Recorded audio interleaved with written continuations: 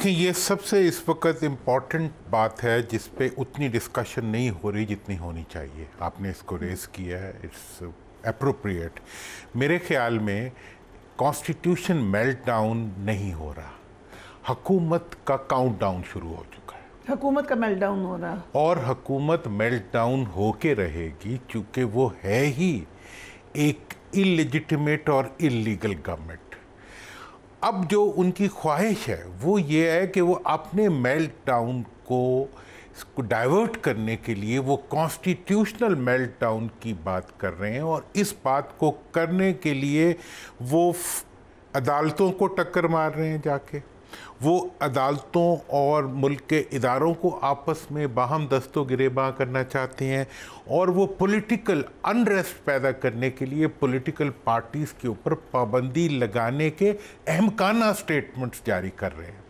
ये इश्यूज़, ये सब बातें इस चीज़ की निशानदही कर रही हैं कि हुकूमत एक कैओटिक सिचुएशन पाकिस्तान में क्रिएट करना चाहती है, ताकि वो मुल्क को एक क्राइसिस में धकेल के खुद तंग गली से हमेशा की तरह निकल जाएं, लंदन या किसी और मुल्क। लेकिन वो इस दफ़ा नहीं जा सकेंगे। ना कॉन्स्टिट्यूशनल मेल्टडाउन होगा, ना पाकिस्तान में इदारों की कन्फ्रंटेशन होगी, और ना ही अवाम और इदारों को आपस में लड़ाया जा सकेगा। एक हद तक तो कॉन्फ्रंटेशन हो रही है, पीटीआई वर्सेस एस्टैब्लिशमेंट कह लें या पीटीआई वर्सेस गवर्नमेंट कह लें, क्योंकि government and establishment are at one page. दूसरी तरफ आपको नज़र आ रही है जुडिशरी के अंदर भी चपकलिश तो नज़र आ रही है। सो हम ये तो नहीं कह सकते कि हम एक बिल्कुल स्मूथ सेलिंग में हैं। देखें, स्मूथ सेलिंग तो कभी भी नहीं हुआ करती जब तक ये दुनिया है, ईमान बिगड़ता बढ़ता इससे। लेकिन ये मैं आपको बता दूं कि कन्फ्रंटेशन जो गवर्नमेंट की ख्वाहिश थी कि पीटीआई और एस्टैब्लिशमेंट को आपस में लड़वा दिया जाए, जो कि आज खुद भी कोई कसर नहीं छोड़ी। वैसे देखें, ये माहौल बनाना होता है, बंदे बीच में भेजने होते हैं, आपस में खुद ही एक ऐसा इशू। देखें, आप मुझे बताएं, 9th मई का इशू जो है उसकी सारी की सारी एक नेग्लिजेंस और उसकी सारी की सारी जो नाइंसाफ़ी है वो गवर्नमेंट की तरफ से हो रही है। एक वाक़या हुआ है जिसमें नुकसान हुआ है एक इदारे का, वो इदारा उसकी तलाफ़ी चाहता है। वो तलाफ़ी करने के बजाय वो इजाफी बयानात देते हैं, वो बयानों के ज़रिए इंसाफ देने की कोशिश कर रहे हैं। वो कहते हैं 100 गज वारूं गर्द ना पाड़ो।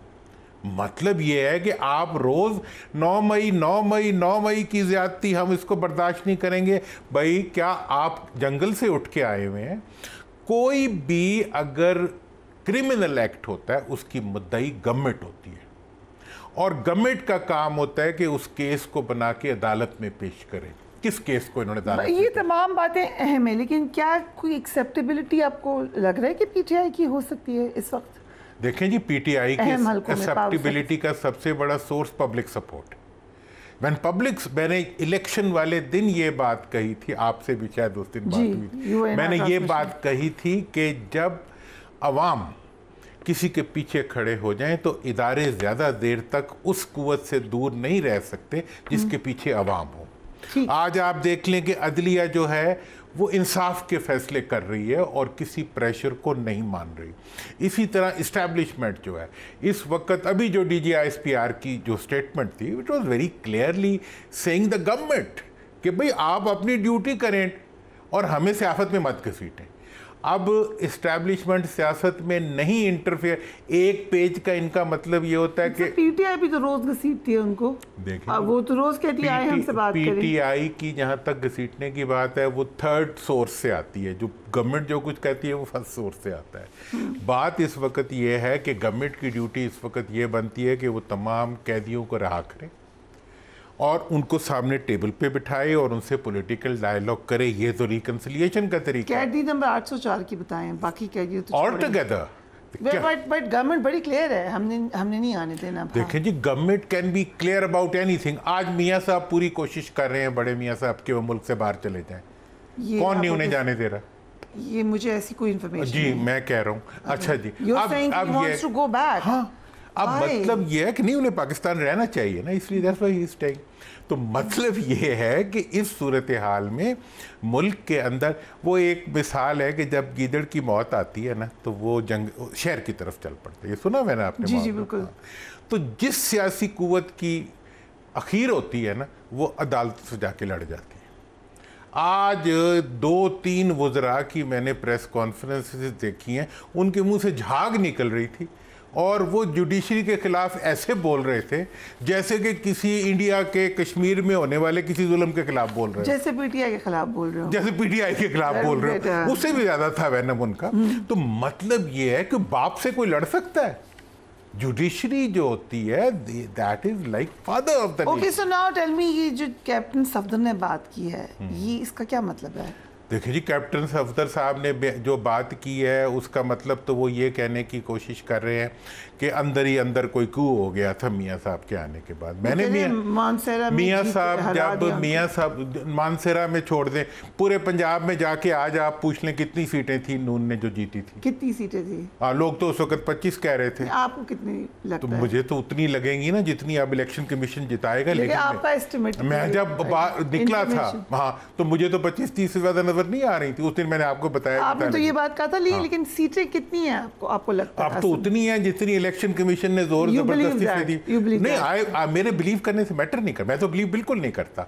मैं तो ये समझता हूं कि जब तक ये सारी की सारी एक्स्ट्रा गिवन सीट्स जो हैं ये वापस नहीं ले ली जाएंगी उस वक्त तक इंसाफ का अमल इस एक तरफ इलेक्शन ट्राइब्यूनल से उम्मीद है कि हमें शायद वापस मिल जाए सीटें, दूसरी तरफ आप पीटीआई कह रही है कि हमें इलेक्शन भी दे दें। दोनों चीजें होंगी। दोनों कैसे हो सकती है? देखिए, आप ये देख लें कि अगले 3 से 4 महीने में पार्लियामेंट के अंदर नून की अक्सरियत मुझे नजर नहीं आ रही। 3-4 महीने में क्या होगा? क्या अभी ऐसा कैसे साहब चले गए? उनसे पूछना था। मेल्ट डाउन इसी को कहते हैं। रोज की सीटें जाए, अभी कितनी नई आ गई? एक दिन में आ गई ना, कितनी आई है? ठीक है, 39 आ गई। अब आगे चलें, अब जितने ट्रिब्यूनल में केसेस हैं उनके फैसले नहीं होने, दैट इज इनकी जीत जो है that's a decision written on the thin air. 3-4 months is very like eerily similar to the time chief justice is going. इसका उससे तो कोई ताल्लुक नहीं है। वो मुझे नहीं पता, वो तो खैर एक वो है ना। मेरा तो ये कहना है कि ये जो है ये इस अरसे के अंदर इनकी अक्सरियत पार्लियामेंट में नहीं रहेगी। इन 3-4 months। दूसरी बात यह है कि उसके बाद जो हुकूमत बनेगी वो नई अक्सरियत की पार्टी की होगी। के रिजर्व सीट्स मिल रही हैं पीटीआई को? रिजर्व सीट्स तो मिलेंगी, वो तो मिल चुकी हैं ना, बिल तो नहीं रही। पहले सिंगल लार्जेस्ट पार्टी होगी। आपके ट्राइब्यूनल्स में कितनी इधर लग रही हैं आपको आती हुई? मुझे तो देखें जितने भी केसेस हैं अगर आप जाएंगे तो वो तो इनके पास तो कुछ भी नहीं है हुकूमत के पास, सवाए इसके कि वो बोर्ड जिसके ऊपर इलेक्शन कमीशन ने टाइप कर दिया था। मेरा इलेक्शन के बारे में लोग कहते हैं जी इदारों ने धांधली की, ये वो की, मैं इस चीज़ पे नहीं मानता। इलेक्शन में धांधली की है तो इलेक्शन कमीशन ने की है, इलेक्शन में धांधली की है तो इंतज़ामिया और पुलिस ने की है, इलेक्शन में धांधली की है तो अबूरी हुकूमत ने की है। ये तीनों इसके लिए रिस्पॉन्सिबल है और इन्हीं को रिस्पॉन्सिबल होना चाहिए। अब ये हुकूमत का काम था कि इन्होंने इतनी डस्ट उड़ाई कि ये साबित करने की कोशिश की कि जी पीटीआई कह रही है कि जी सब कुछ एस्टैब्लिशमेंट ने किया है। कह रहे हैं, नहीं कह रहे, करना जिसने था, जिसकी अथॉरिटी होती है, ही इज ब्लेम्ड। नाराजगी है कि एक कहावत है, somebody says कि अगर फॉर्म 47 पे जीतना था तो 2/3 जीत जाते। फिर एक कहावत है, हाँ 2/3 जीत जाते तो फिर जमीन पे भी तो खड़े होना था ना। देखें जी, फॉर्म 47 के ऊपर केपीके में जाके जीतते ना 2/3 के ऊपर, अभी क्या हो रहा है वहाँ पे? देखें, आपको सारी दुनिया 3 बातें कर रही है। पॉलिटिकल रिकन्सिलिएशन करो, इकोनॉमिक स्टेबिलिटी लाओ और अपनी सिक्योरिटी को इम्प्रूव करो। ये तीनों चीज़ें इसी सीक्वेंस में होंगी। आपको पॉलिटिकल स्टेबलाइजेशन करनी पड़ेगी, उसके नतीजे में इकोनॉमिक और सिक्योरिटी स्टेबलाइजेशन। इस सेगमेंट के लिए काम है क्विकली पॉलिटिकल स्टेबिलिटी में फिर आप पीटीआई को आपको लगता है कि they can be in the government? They should be in government. Interim government आ जाएगी। No, interim government is no more. अगर आप उसको रेफर कर रहे हैं, इंटरनेशनल रिपोर्ट आपने कहा, उसमें कहा कि एक टेक्नोक्रेट गवर्नमेंट है। देखें वो कुछ after भी 18 कहें, months. लेकिन टेक्नोक्रेट्स की गवर्नमेंट जो होती है वो कभी भी पास में डिलीवर नहीं कर So सकती। आई डोंट थिंक कि but technical there government, are people who like technocrats. वो टेक्नोक्रेट्स को लाइक भी करते हैं, खुद भी वो, उनके भी दिल में लड्डू फूट रहे होते हैं कि we are going to be somewhere. Right. देखो उनका काम है वो टेक्नोक्रेसी करें, ये सियासतदानों का काम है जो पार्लियामेंट में बैठे हुए हैं, they should form there government. और वो गवर्नमेंट जो है वो रिक्वायर्ड रिफॉर्म्स करेगी, इलेक्टोरल रिफॉर्म्स में ये भी मैं आपको बता So दूं एक और VUNC आ रही है। एक जो है नेशनल, प्रोविंशियल और local government elections with same duration एक ही दिन में होंगे आइंदा इंशाल्लाह। Very interesting. There will be no interim government. इस इंटरम गवर्नमेंट के बाद नोबडी विल लाइक और dare to have such type of interim government again, कि जो जाने के बाद भी वापस आना चाहती है। अच्छा, तीसरी चीज़ जो है इस सारे नतीजे में, जब ये तीनों इदारे at a time politically intact होंगे तो पाकिस्तान में first time after the constitution एक जमहूरी हुकूमत बनेगी जिसमें अवाम भी शरीक होगी बिकॉज ऑफ लोकल बॉडीज़। और जब लोकल बॉडीज़ के इलेक्शन नेशनल इलेक्शन के साथ होंगे तो इन इलेक्शंस में कोई धांधली नहीं कर सकेगा। ये मैं वो डायनामिक्स बता रहा हूँ जो पॉलिटिकल डायनामिक्स हैं और जिनसे कोई इनकार नहीं कर सकता जो इलेक्टोरल प्रोसेस को समझता है। चलिए, are you being very positive? I hope कि कोई पॉजिटिव स्टेप हो, लेकिन